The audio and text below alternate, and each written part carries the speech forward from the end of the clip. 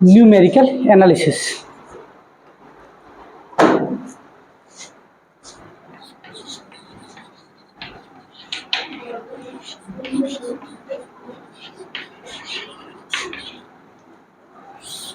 Numerical analysis में आपके सारे के सारे अप्लाइड मेथड आएंगे। अप्लाइड मेथड का मतलब है जो अप्लाइड हो रहे हैं, कहीं ना कहीं एप्लीकेशन उनका अनुप्रयोग है। अनुप्रयोग या उपयोग को अप्लाइड मेथड कहते हैं। इसमें जितने भी अपन मेथड पढ़ेंगे वो आपके इटरेटिव कहलाएंगे। इटरेटिव का मतलब हिंदी में बोलते पुनरावृत्त, मतलब उनकी पुनरावृत्ति बार बार होगी। एक ही चीज को अपन जब बार बार लाएंगे तब वो कहलाएंगे अपने पुनरावृत्त मेथड या इटरेटिव मेथड। ठीक है, दो तरह की मैथ होती है, एक प्योर मैथ होती है, एक अप्लाइड मैथ। प्योर मैथ में आपका जो आंसर आता है वो एक ही आता है, चाहे आप लगाओ चाहे हम लगाएं, आंसर सेम आएगा, उसको चाहे किसी मेथड से लगाएं।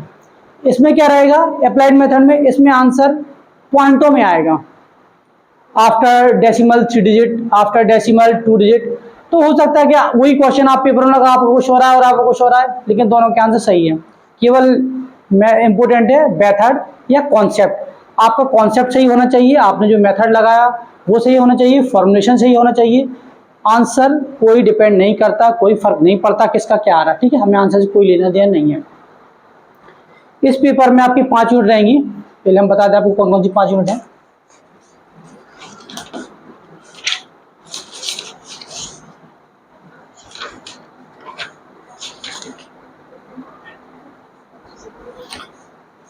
फर्स्ट में रहेगा method for the solving algebraic and transgender equation.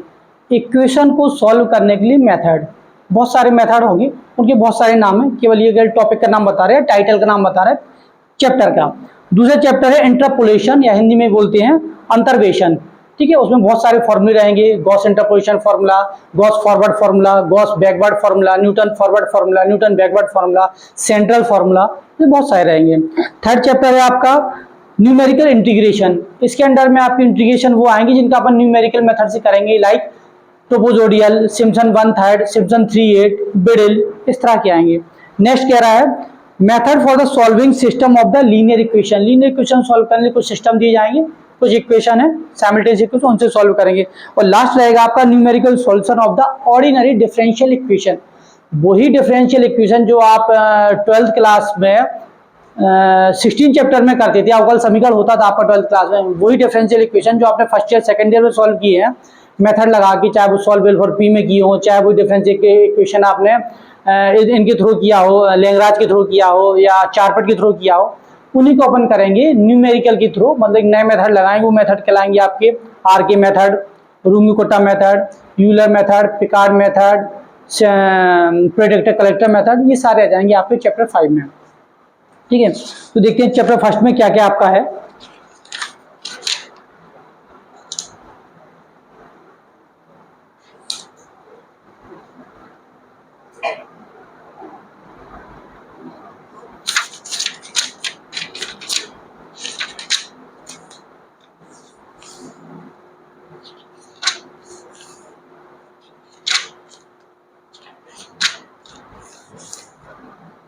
इसमें आपने एरर नहीं दिया गया, पहला चैप्टर आता है, पहला टॉपिक होता है एरर। एरर होती क्या है, ठीक है, हम बता दे रहे आपको, इस बुक में नहीं है, शायद होगा।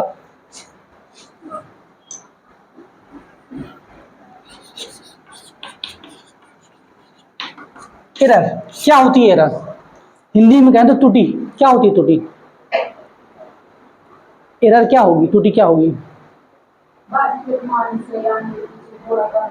या अपन सिंपल वे में कहें जो आप करना चाह रहे थे वो नहीं कर पाए। ठीक है ना, काम आप सही करना चाह रहे थे, चाय बनाने जा रहे थे और कप तोड़ दिया, एरर, त्रुटि, गलती हुई। तो जो काम आप करना चाह रहे थे, जो आपने माइंड में सेट किया था कि हम ये काम करना है, एक्चुअल में वो नहीं हुआ। ठीक है, अब अगर मैथमेटिकल वे में बात करें तो आप जो एक्चुअल मान लाना चाह रहे थे वो नहीं ला पाए, आप अप्रोक्सीमेट मान ले आए। जो वास्तविक आंसर लाना था, आपको वास्तविक मान लाना था, वो ना ला के आप लगभग मान ले आए। तो difference between the actual value and the approximate value is called the error. वास्तविक मान और लगभग मान के अंतर को ही एरर बोलते हैं, त्रुटि बोलते हैं। ठीक है, तो सिंपल सा फॉर्मूला क्या हुआ, रटने की जरूरत है नहीं है। एरर बराबर actual value minus approximate value. ठीक है, अब एक्चुअल वैल्यू को अपन क्या दिखा दें, ई ए से दिखा दें, अप्रोक्सीमेट को ए डबल पी से दिखा दें, तो फॉर्मूला बन गया ई फॉर एरर, एरर बराबर एक्चुअल माइनस अप्रोक्सीमेट। ठीक है, ये तो एरर का, एरर होती है आपकी तीन तरह की। टाइप ऑफ एरर की बात करें तो तीन तरह की होती है। ठीक है, पहली होती है एब्सोल्यूट एरर।